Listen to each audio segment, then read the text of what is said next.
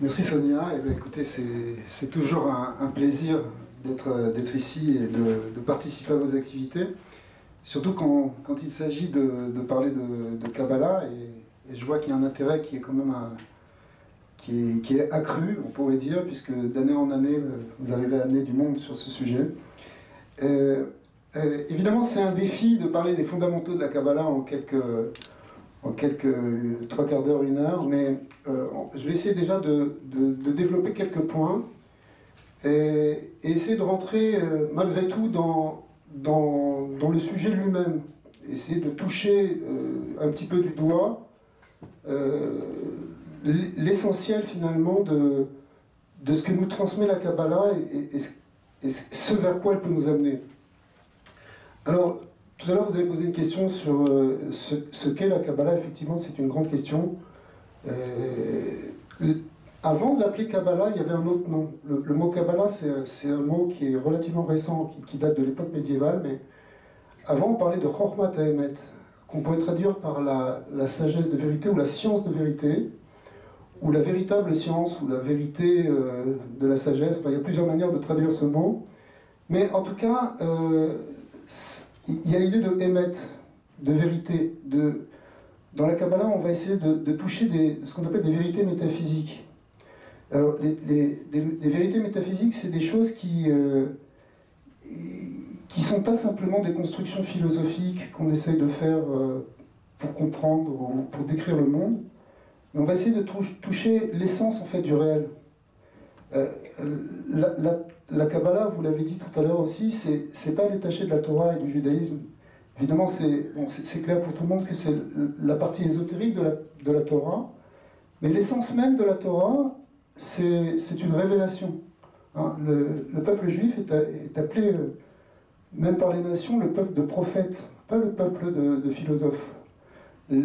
L'essence de la Torah, c'est d'abord une névoie, une prophétie. Après ça, l'aspect de la réflexion et d'analyse et de l'étude, elle vient et elle encadre ça, ou elle développe cette prophétie. C'est ce qu'on trouve dans le Talmud, c'est ce qu'on trouve dans toute l'étude de la Torah. On fait marcher en quelque sorte deux cerveaux, le cerveau droit et le cerveau gauche. Le cerveau droit étant celui qui est celui de la perception directe des réalités, qui est lié avec la prophétie. Et le cerveau gauche, qu'on appelle aussi la bina, qui est celui de la réflexion et de l'analyse. La Kabbalah, elle utilise évidemment ces deux cerveaux, mais dans son essence, elle est d'abord et avant tout une forme de prophétie.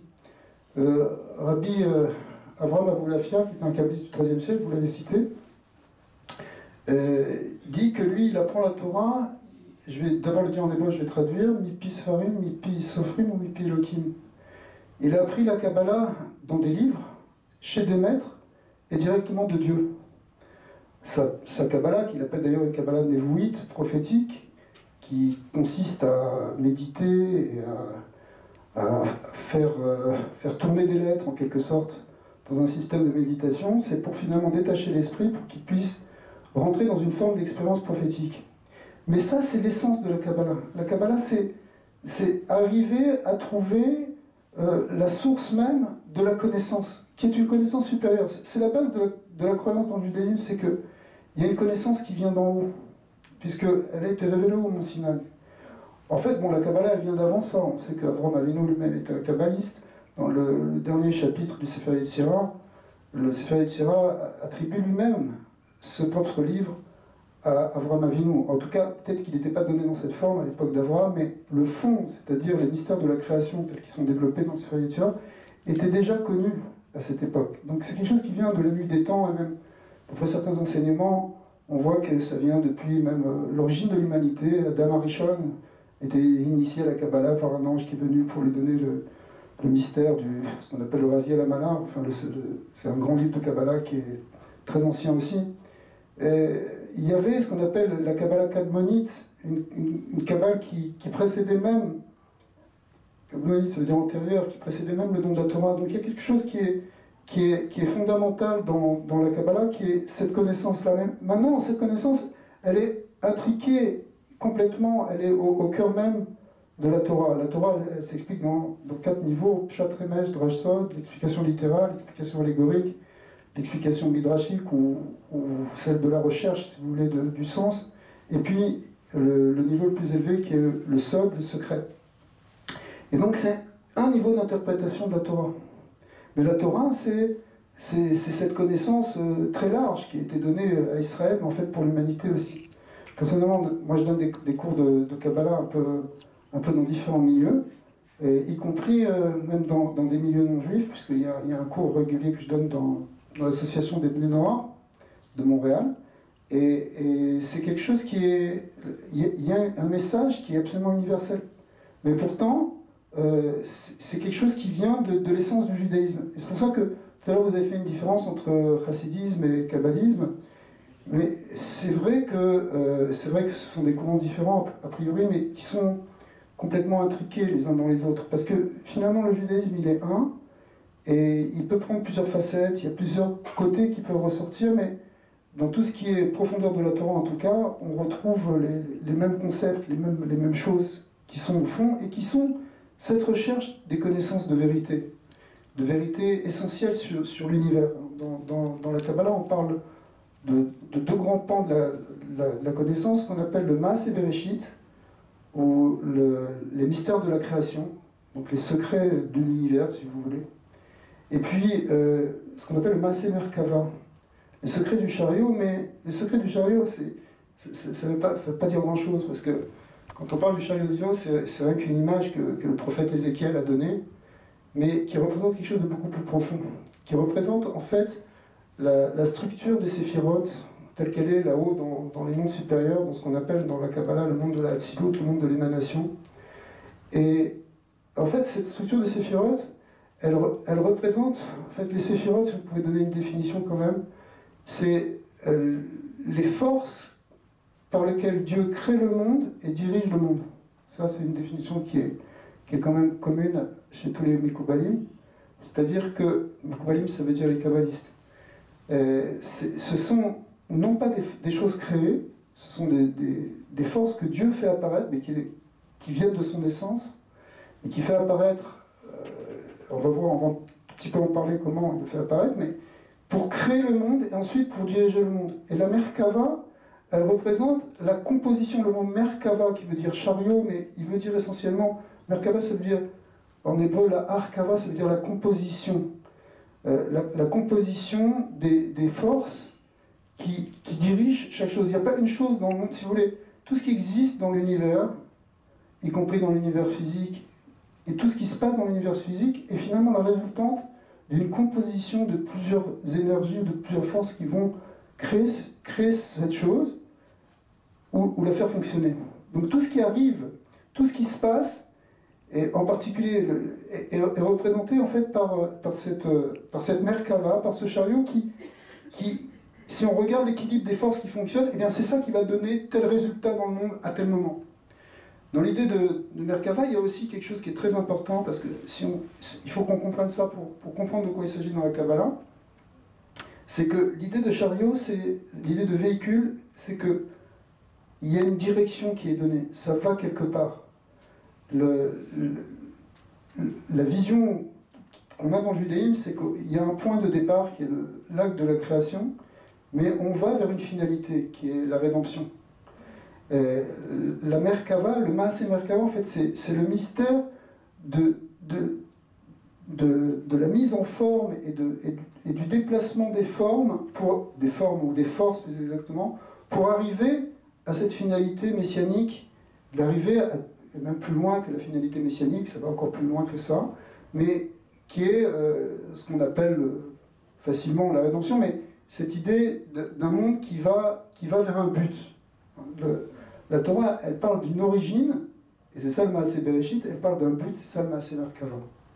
Alors, ce sont des sujets qui sont fondamentaux dans la Kabbalah.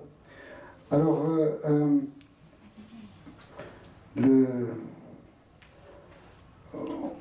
on vient de dire que les sphirotes, elles sont apparues, et souvent on croit que les sphirotes, ce sont des choses qui ont été créées, des objets dans la création, mais il ne s'agit pas de ça. Il s'agit en fait de forces divines qui apparaissent justement au moment où Dieu devient créateur en quelque sorte, c'est-à-dire que l'acte de création commence. La base de l'idée de création, d'abord, c'est une des bases fondamentales aussi du judaïsme, c'est qu'on a une vision créationnelle. Jusqu'à aujourd'hui, même les scientifiques réfléchissent comment le monde a commencé, même les nouvelles théories, comme celle du Big Bang, laissent entendre, même s'il y a des gens qui remettent ça en question aujourd'hui dans le monde scientifique, mais il y a beaucoup de scientifiques qui sont venus dans l'idée qu'effectivement, il y a un début. Il y a un Big Bang, c'est-à-dire que s'il y a un début, ça veut dire qu'avant, il n'y avait pas, et après, il y a. Ça, c'est l'idée de création. La création, elle est d'ailleurs ce qu'on appelle ex nihilo. On va expliquer un peu après ce que ça veut dire. Mais ça part de rien de préexistant. Il n'y a rien de préexistant, en tout cas matériellement. Si vous voulez, quand on voit un objet, par exemple, si vous prenez un objet dans cette salle, cette table, elle existe parce qu'il y avait du bois. Mais ce bois, il vient d'une graine, et lui-même, il venait d'un arbre préexistant, etc., etc. Cette table, elle est appelée en hébreu yesh mi yesh. C'est quelque chose qui vient de quelque chose d'autre. Alors que le début de la création, c'est yesh, non pas mi yesh de quelque chose, mais aïn, de rien de préexistant. Le mot ex nihilo en latin, c'est la traduction de yesh mi aïn en hébreu. C'est la même chose. Donc il y a quelque chose à partir de rien de préexistant, où ce qui préexiste en fait, c'est ce qu'on parle d'une manière un peu anthropomorphiste, ça vient de la pensée divine, c'est la volonté de Dieu qui crée le monde, et qui crée le monde à un moment donné. D'après l'enseignement kabbaliste et chassidique, c'est même un peu plus loin, c'est que cette création ex nihilo, elle est renouvelée même à chaque instant. Bien que cette table-là, elle vient d'un arbre avant tout, et donc elle est yesh mi yesh, quelque chose, mais en même temps, ce qui lui donne son existence ici et maintenant, c'est la parole de Dieu qui résonne encore depuis le moment de la création du monde. Si cette parole s'arrêtait un instant, le monde retournerait au néant. Ça, c'est l'idée que le monde jaillit du néant. Alors pour revenir au Séphiroth, finalement, la première étape dans cette création qui va faire exister le monde et qui va lui donner ensuite son développement, puisque ce n'est pas une création figée, c'est une création qui évolue, on voit, elle évolue vers un but, eh bien, ce sont ces Séphiroth. Et ces Séphiroth, c'est elles qui donnent donc le premier, elles apparaissent, comment elles peuvent apparaître si vous voulez, à partir de rien, ou à partir de rien d'existant. Quand je dis existant, ça veut dire qu'on considère l'essence divine comme quelque chose qui est même au-delà de l'être, si vous voulez. Alors,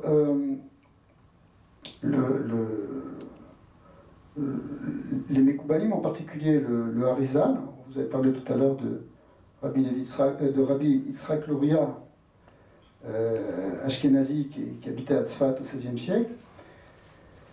Il a développé, en étudiant profondément le Zohar, parce que tout était déjà dans le Zohar, sauf que dans le Zohar c'était très fermé, très difficile à comprendre, il a développé un concept absolument magnifique qui répond à une question majeure de l'humanité. Ce concept, il l'a appelé le Tzimtzum, Tzimtzum qui veut dire la contraction ou la rétraction, et qui veut dire que, au départ, il explique comme ça, hein, dans son langage, au commencement, c'est-à-dire avant toute chose, il n'y avait que la lumière infinie de Dieu, ce qu'on appelle en hébreu le Or En Sof. C'est un des concepts majeurs de la Kabbalah, le Or En Sof, la lumière infinie, ou la lumière de l'infini plus exactement. Puisque Dieu est infini, à la limite, c'est la seule chose qu'on peut vraiment dire sur lui. Eh bien, à partir de là, en un point, il a fait jaillir, il a fait apparaître sa volonté de créer, si vous voulez, au sein de cet infini. Et ça a été symbolisé par une espèce de contraction au niveau de cet espace, qui n'est pas un espace encore, mais qui est une espèce d'éther primordial, si vous voulez. Et puis il fait apparaître, il contracte en quelque sorte sa volonté dans un point, qui représente son désir de créer, sa volonté de créer. Ça, c'est l'idée, la première chose commence par là. C'est-à-dire que c'est comme si vous avez toute possibilité, vous pouvez faire plein de choses. Par exemple, ce matin, vous pouviez faire plein de choses, mais tout d'un coup, à un moment, vous êtes concentré, vous avez dit, ça y est, je vais au centre Aleph. Je vais pour alors, après ça, tout va se mettre en place. Comment je vais y aller, avec quelle voiture, etc. Comment je vais arriver, j'organise mon... Mais au départ, il y a un désir, il y a une volonté. Votre désir, c'est de venir écouter une série de conférences. Ça, on peut le représenter par un point dans toutes les possibilités de désir que vous pourriez avoir de faire autre chose. Alors, nous, on ne comprend pas ce que c'est le désir de Dieu, puisque justement, il est infini, tout ce qui est infini nous dépasse. Hein. Le mot Ensof, que vous avez sûrement tous entendu, Ensof qui veut dire infini, on le traduit souvent par ce qui est inaccessible, ce qui est au-delà de la perception. C'est comme une ligne d'horizon où vous ne voyez pas derrière la ligne d'horizon. Ben c'est ça le Ensof. Le Ensof, c'est quelque chose qui nous dépasse. Donc on ne peut jamais vraiment comprendre quand on parle de la volonté de Dieu ou de la parole de Dieu. Il y a toujours une dimension qui est au-delà. Hein. C'est pour ça que quelque part, rentrer dans la Kabbalah, c'est rentrer dans cet accès à l'infini. Il y a quelque chose c'est comme plonger dans un océan. Mais l'idée, c'est qu'effectivement, maintenant, il y a un point qui va jaillir, qui va être le début de la création. Et qui va être le début de la création parce que c'est le désir de créer. Et à partir de ce point-là, ça crée en fait un espace créationnel, un espace évidemment ici métaphysique, un espace physique, c'est-à-dire un espace où les possibilités de création vont pouvoir s'arranger, et ces possibilités de créer, ou ces aspects de la création, ou toutes ces forces qui vont diriger la création, eh bien, on les appelle des séphirotes, et elles vont être dans cet espace qui est généré par cette concentration, on pourrait dire, pour dire le Tzimtzum, cette concentration dans l'idée de créer le monde. Donc, on est encore, quand on parle de séphirotes, on est encore, si vous voulez, que dans la pensée du divin. On n'est pas dans quelque chose qui est créé. C'est comme si vous pensez fabriquer cet objet, mais d'abord vous le pensez, quand vous le pensez, il est dans votre pensée, il n'existe pas encore, à part dans votre intérieur, si vous voulez. Et les séphirotes, c'est la même chose. C'est pas quelque chose qui est créé hors de Dieu, c'est quelque chose qui sont des potentialités qui vont après permettre de générer les choses dans l'univers. Alors, ça c'est important parce que sinon, si on croit que les séphirotes sont des objets ou ce sont des forces, on ne peut pas arriver à ça. On connaît, bon, vous savez tous aussi qu'on parle toujours de 10 séphirotes. Et le premier endroit où on en parle, c'est effectivement dans le Sefer Yetzira, dans le livre de la création, qui encore une fois est attribué à l'époque d'Abraham, donc c'est vraiment quelque chose qui remonte à la profonde antiquité. On parle de 10 séphirotes, mais quand est venu le Harizal, lui il a dit, ne croyez pas qu'il y a 10 séphirotes, il n'y en a pas 10, il y en a 5. À l'époque d'ailleurs, il a eu des oppositions sur ça, hein. Les gens commençaient à dire, mais de quoi il parle? Et ça a pris quelques mois, voire quelques années pour s'ajuster et pour comprendre en réalité le sens de son message. En fait, il expliquait que pourquoi il parle de 5 sphirotes, parce qu'il y a une sphira en fait qui est composée de 6 forces, de 6 sphirotes, mais fondamentalement il n'y en a que 5. Et qu'est-ce que ça peut nous faire qu'il y en ait 4 ou qu'il y en ait 5 ou qu'il y en ait 10? L'idée en fait, et ça va être une clé majeure si on veut commencer à comprendre un petit peu la Kabbalah, c'est que ces 5 aspects, ils sont en relation au fond avec les 4 lettres du tétragramme, Yud Ke Vav Ke, le grand nom d'Hachem, le nom propre. Je suis passé de 5 à 4, mais parce qu'en fait, le tétragramme est écrit avec 4 lettres hébraïques, que vous connaissez peut-être, le Yud, ensuite le E, le Vav et le E. Mais la lettre Yud, qui est la première lettre du tétragramme, elle a une petite pointe en haut, supérieure. Il y a ici une grande symbolique dans les lettres. Les lettres hébraïques, c'est un des grands pans, si vous voulez, de la symbolique kabbalistique. Juste pour faire une parenthèse d'ailleurs, la Kabbalah utilise surtout comme symbolique la symbolique des lettres et des nombres, mais les nombres étant eux-mêmes des lettres, enfin étant liés aux lettres en tout cas, puisqu'on écrit les nombres par des lettres. Mais il y a aussi une symbolique, si vous voulez, mathématique à travers de la gématria, entre autres. Mais essentiellement, donc, ce sont les lettres. Et l'autre grand symbole qui est utilisé, les autres grands symboles qui sont utilisés, ce sont les symboles anthropomorphiques. C'est un symbole de l'homme. La structure du corps humain, comme on voit déjà dans la Bible, puisqu'on parle du bras d'Hachem, du bras de Dieu, du regard de Dieu. La Bible elle-même emploie des symboles anthropomorphiques, mais la Kabbalah, beaucoup. Ça va avoir d'ailleurs une influence intéressante, enfin des intérêts où finalement on va pouvoir vivre ça justement dans son corps. D'ailleurs, quand Audi Gosselin viendra tout à l'heure, il va sûrement vous en parler, comment faire descendre en fait, cette spiritualité dans le corps. Je reviens aux 4 lettres du Shem Yud Kei Vav Kei. En fait, c'est 4 lettres plus la pointe supérieure, et c'est 5 niveaux, 5 degrés, que le Harizal va appeler, non plus Séphirot, mais il va appeler visage. En hébreu, c'est partsouf. Partsouf, qui veut dire visage, qui veut dire aussi configuration, figure. D'ailleurs, le visage et la figure, ce sont des mots qui sont quand même assez synonymes. Et en fait, on peut voir aussi comme des structures séphirotiques, mais ce sont des visages de Dieu, si vous voulez. C'est-à-dire que les séphirotes, qu'on appelle maintenant des partsoufim, c'est le visage que Dieu tourne vers le monde. Quel rapport on a avec lui, si vous voulez? Quel rapport il a avec le monde? Des fois, il a un grand visage, ça veut dire qu'il est longanime. Des fois, il a un petit visage, ça veut dire qu'il est plus dans l'attribut de justice. Ouais. Pour donner un exemple, il a aussi un visage féminin, celui qu'on appelle le visage de la Shekhinah. D'accord? Et tout ça, ce sont des aspects qui permettent à Dieu de se révéler et de se faire connaître. L'idée que Dieu a créé le monde pour se faire connaître, c'est quelque chose qui est au sein même, au cœur même de tout l'enseignement du Zohar. Alors, quand on parle du Shem Yud Kei Vav Kei, du nom, du tétragramme voulant dire le nom de 4 lettres en grec, et 4 lettres plus en fait une pointe supérieure, donc presque 5 lettres, eh bien, en fait, le Harizal va nous expliquer, et dans ses livres, en particulier le Etz Chaim, qui a été écrit par son grand élève, Rabbi Chaim Vital, qui est vraiment la base majeure de l'étude de la Kabbalah jusqu'à aujourd'hui. C'est vraiment ce livre-là qu'on étudie dans toutes les yeshivot de Kabbalah.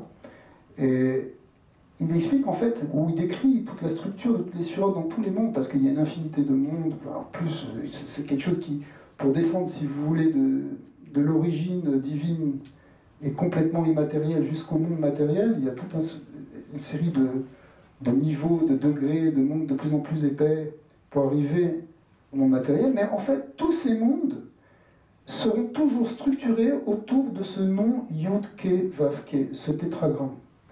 En quelque sorte, tout ce qu'on peut arriver à connaître, finalement, c'est connaître son nom.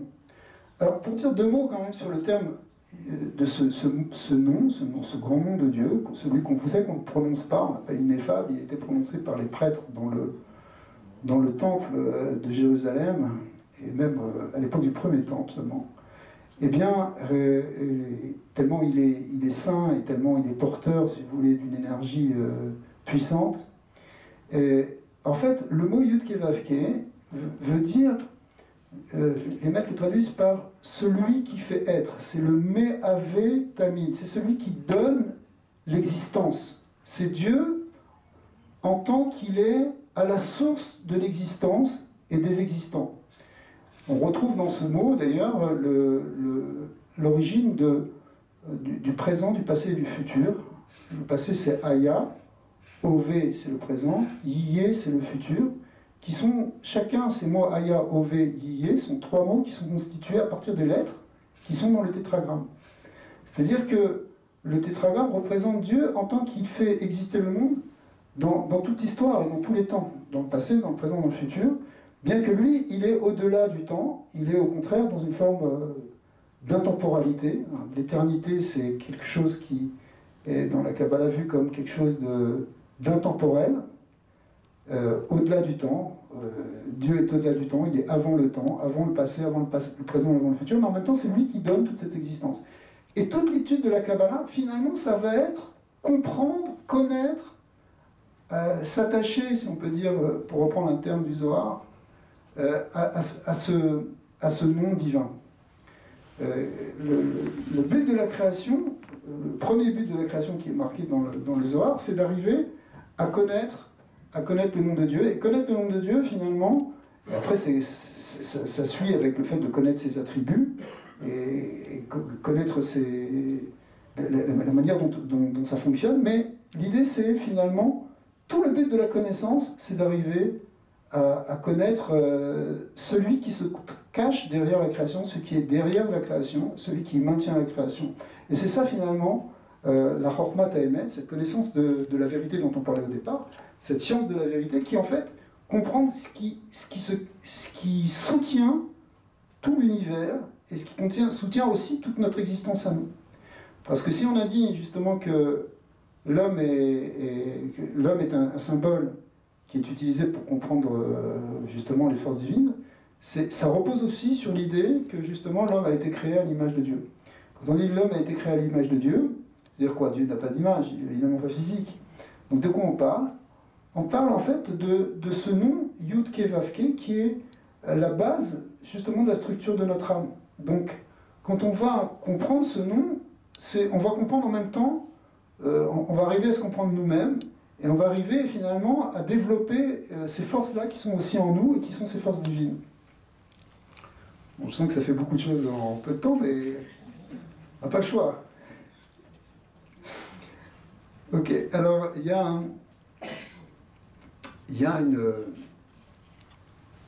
a dans ce symbole du Tzimtzum, vous avez vu ce que c'est le Tzimtzum maintenant, vous vous rappelez? C'est la contraction originelle au sein de la lumière infinie de Dieu qui va permettre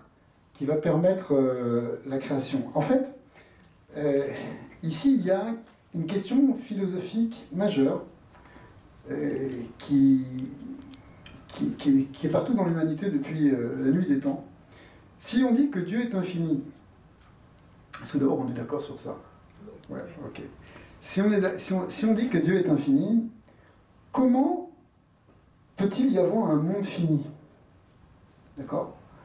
S'il y a un monde fini, alors si c'est que Dieu c'est qu'il n'est pas infini alors. Parce que comment est-ce que de l'infini peut jaillir le fini?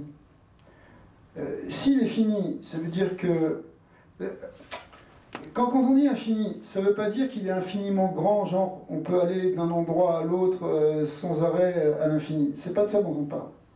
On parle qu'il est au-delà même de toute définition, au-delà de tout concept limité, si vous voulez. Et comment maintenant on est passé de l'infini au fini? Par exemple, je vais vous illustrer cette question. À l'époque du siècle des Lumières, les philosophes se sont posés cette question. Et Descartes, il a répondu à cette question à sa manière, en disant, de toute façon, le monde de l'infini, c'est le monde spirituel, le monde de l'infini, c'est un monde qui est différent du monde fini. Mais ce sont deux choses qui sont séparées. Il y a une séparation finalement entre l'âme et le corps. Donc, le spirituel, on va le mettre d'un côté, et le matériel, c'est de l'autre. Mais c'est deux choses qui sont pas congruentes, qui ne peuvent pas fonctionner en même temps. D'accord? C'est pour ça que la tendance, et d'ailleurs la tendance du monde occidental jusqu'à aujourd'hui, c'est une tendance de séparation entre l'esprit et la matière, entre le spirituel et le matériel. La religion, c'est d'un côté, ok, et puis après il y a la vie de la cité, il y a la vie réelle, si vous voulez, la vie du monde matériel, et il y a une coupure entre ces choses-là. Il faut pas, on le voit même, il faut pas mélanger l'Église et l'État, des choses comme ça. Ouais. Ça, c'est parce qu'on n'arrive pas à connecter, à comprendre quelle relation peut y avoir entre l'infini et le fini. Ce sont deux univers qui sont complètement différents. Ça ne fonctionne pas de la même manière. Par exemple, je ne sais pas, ici on vit dans un monde fini, alors voilà, il y a la force de la gravitation, on ne peut pas y échapper. Mais dans le monde de l'infini, c'est pas limité par des forces. D'accord? Sinon, si c'était limité par des lois, si vous voulez, ce serait pas infini. D'accord? Si vous voulez, quelque part, la liberté au sens métaphysique le plus profond, c'est justement l'infini. C'est dans le Ensof, dans l'infini, où il n'y a aucune limitation, aucune contrainte. Dieu n'est contraint par personne, si vous voulez, si ce n'est par lui-même. Après, quand il crée le monde, lorsqu'il décide de créer le monde, il crée des lois auxquelles finalement il va, entre guillemets, lui aussi se soumettre. Mais là, on rentre dans quelque chose qui va être de l'ordre du fini, du défini. Ouais. Alors, au Rabat. Alors, l'idée ici qu'a développé le Harizal avec la notion de Tzimtzum, c'est que au sein finalement au sein de l'infini, Akadosh Baruch Hu, il va donner une place au fini et il va diriger par l'intérieur ce monde fini.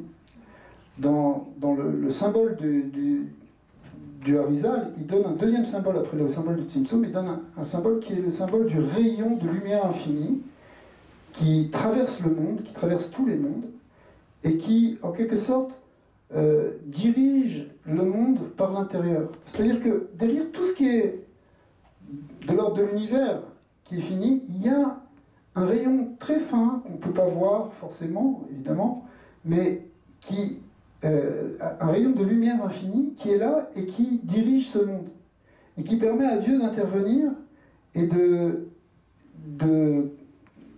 rentrer en relation avec les êtres, même dans le monde du fini. En d'autres termes, c'est ce que va amener la Torah, et en particulier la Kabbalah, c'est une possibilité de joindre ces deux mondes. Le monde matériel, le monde qui est limité par des lois physiques, et le monde infini, qui est le monde de Dieu, qui vient de ce rayon infini, de cette lumière infinie.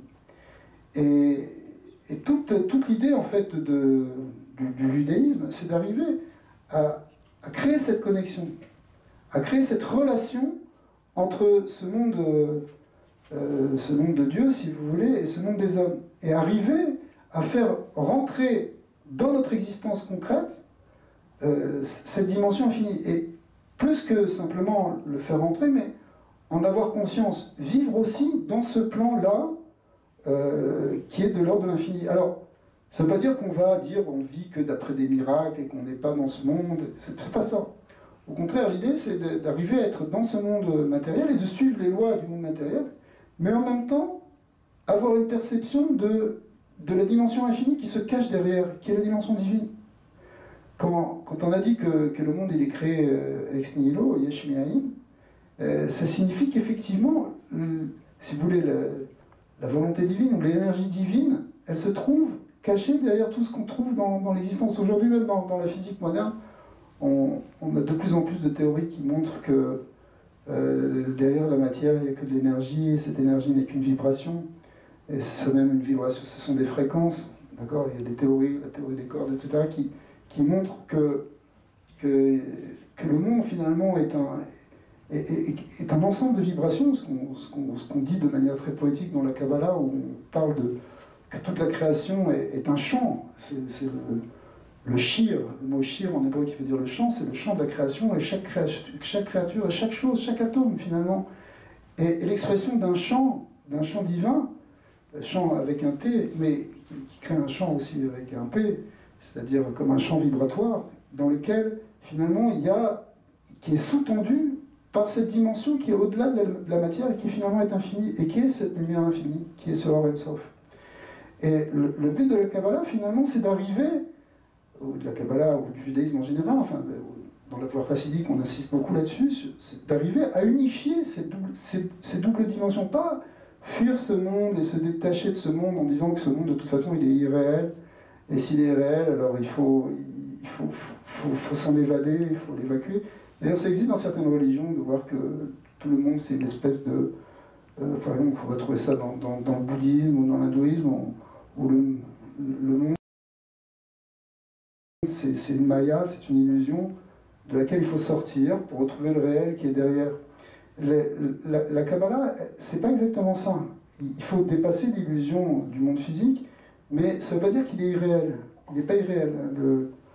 Un des grands maîtres de la Chassidoute, qui s'appelait le Tzemar Tzedek, un des grands rabbis de Lubavitch, a expliqué que le monde il est bien réel. Une des preuves, c'est qu'on a les mitzvot. Comment ça marche? Le fait qu'il y ait des actes qu'on appelle des mitzvot, qui sont des actes sacrés, qui sont des actes qui qui viennent en fait de la volonté suprême de Dieu et qui s'exercent dans le monde matériel. Par exemple, je ne sais pas, à Pessah, on va manger une matzah. Alors une matzah, ça fait partie des 613 commandements de la Torah, de manger une matzah le premier soir de Pessah. C'est un commandement divin. Alors, qui vient d'une source très très élevée, la volonté de Dieu, si vous voulez. Le fait que cette volonté de Dieu s'exprime dans le monde matériel, et dans un acte matériel, veut dire que le monde matériel, il a aussi une raison d'être, une existence. C'est pas quelque chose simplement qu'on doit fuir et dont on doit se détacher comme d'une illusion qu'il faut dissiper pour trouver le réel. Non, dans ce monde-ci, dans le monde matériel, on va trouver le réel. Et d'ailleurs, les mitzvot sont un des moyens fondamentaux pour arriver à faire cette jonction entre l'infini et le fini. Parce que la mitzvah, c'est un acte matériel, mais qui est relié avec cette volonté infinie de Dieu. Et un des grands aspects de la Kabbalah, qu'il faut quand même mentionner, c'est que c'est justement arriver à trouver ce qu'on appelle la kavana, l'intention, ou les kavanot, les intentions sacrées qu'on peut avoir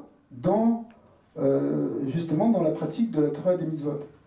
Donc pourquoi? Parce que c'est justement en chargeant cet acte-là, qui est un acte symbolique extraordinaire, comme par exemple manger une matzah, pour reprendre le même exemple, en fait, on peut le charger d'une intention très très profonde et d'une compréhension très profonde de vérité métaphysique qui se cache derrière cet acte symbolique.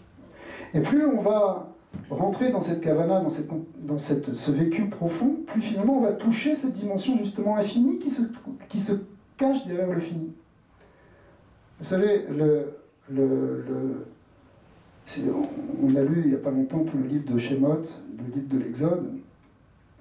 Et le livre de l'Exode, il est basé sur trois grands passages finalement. Il y a le passage de la sortie d'Égypte, après l'esclavage, et puis donc c'est l'accession à la liberté.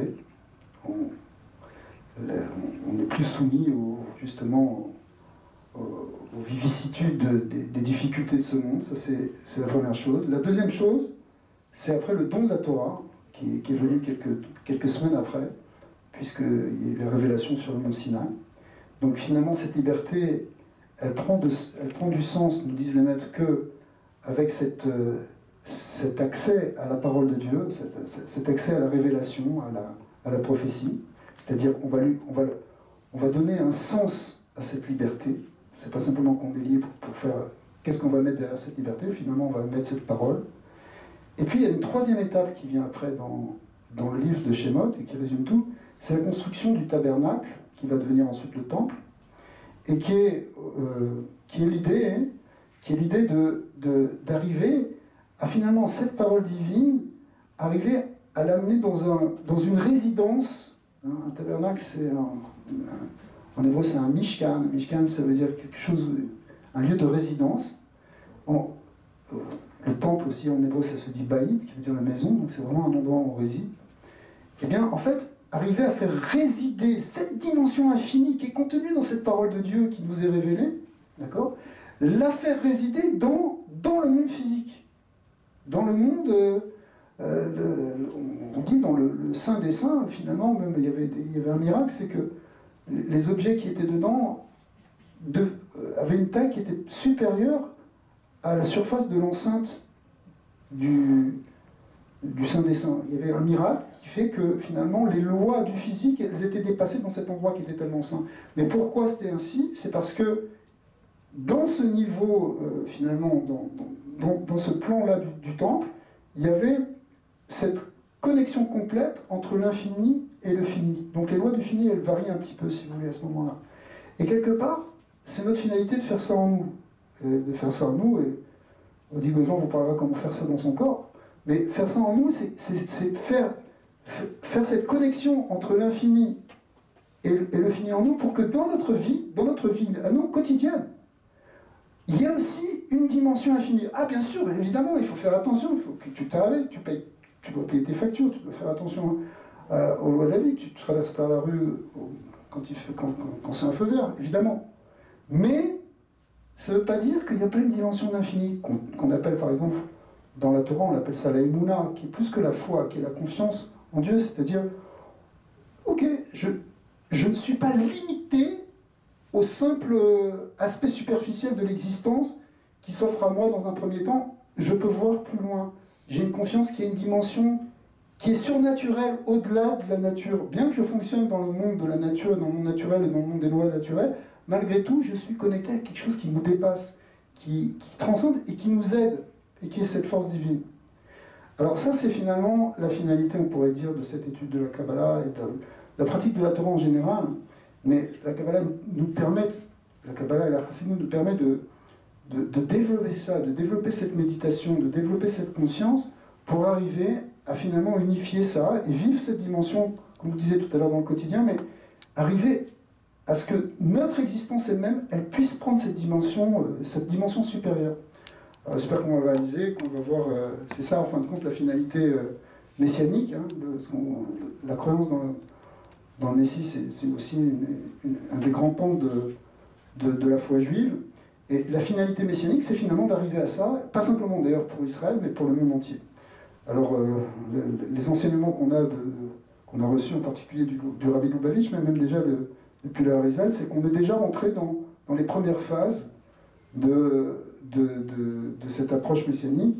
Et donc c'est peut-être ça qui explique cet engouement ou ce développement ou ce dévoilement actuellement de tout cet enseignement, parce qu'effectivement, tout le monde a besoin d'ouvrir sa conscience, de grandir dans notre esprit, de plus être simplement, pas être limité à une vision complètement étriquée qui serait la vision de la matière, mais au contraire, y mettre cette dimension de l'infini et à un niveau personnel et à un niveau collectif, c'est une grande clé pour l'humanité. Bézat Hashem.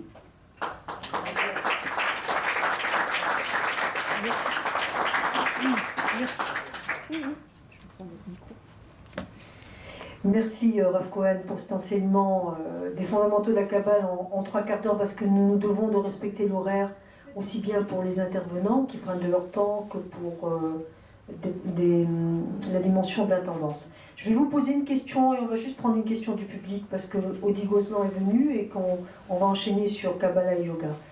Si des gens ici, de façon très concrète, souhaitent étudier donc la Kabbale en français, où est-ce qu'ils peuvent s'adresser pour suivre votre enseignement? Et ça, c'est la première question. Et deuxièmement, est-ce que vous pouvez donner très distinctement un lien avec votre site internet pour avoir d'autres informations? Compte tenu qu'aussi tout ça est dans l'article, mais j'aimerais que vous le répétiez. Okay, merci. Bon, merci Sonia. Bon, moi je dirige une congrégation depuis presque 10 ans maintenant ici à Montréal qui s'appelle Bet HaZohar. On va pas tellement parler dans l'article, mais Bet HaZohar, ça veut dire la maison du Zohar. C'est un terme qui est d'ailleurs pas tout à fait nouveau puisque ça existait déjà au siècle dernier, même avant, en Algérie ou au Maroc. Il y avait des endroits, des Beth Midrash, des lieux d'études qui s'appelaient la maison du Zohar. On étudiait plus spécifiquement le Zohar. Donc si vous voulez venir à mes cours, vous pouvez me rejoindre. Je vais vous donner mes coordonnées. Mais vous pouvez trouver aussi sur le site internet qui s'appelle atikyomin.com. J'attendais ça. Atikyomin, ça s'écrit ATIKYOMIN.com. Le mot Atikyomin, c'est un terme de Kabbalah qui veut dire l'ancien des jours et qui reflète quelque chose de profond dans la Kabbalah. Et sinon, vous pouvez trouver aussi sur YouTube, si vous cherchez un petit peu la chaîne Rav Daniel Cohen, vous allez trouver mes vidéos. Et vos coordonnées? Alors mes coordonnées, 514-962-2665. Avec plaisir. Ouais. Je répète, 514-962-2665. Et ça va être la seule question pour ce cours parce que nous devons continuer. Si on parle pas, si on lit pas, on parle pas l'hébreu, est-ce que vous acceptez des néophytes? Oui. Parler comme vous oui, c'est tout à fait possible. Oui, bien sûr. Avec plaisir.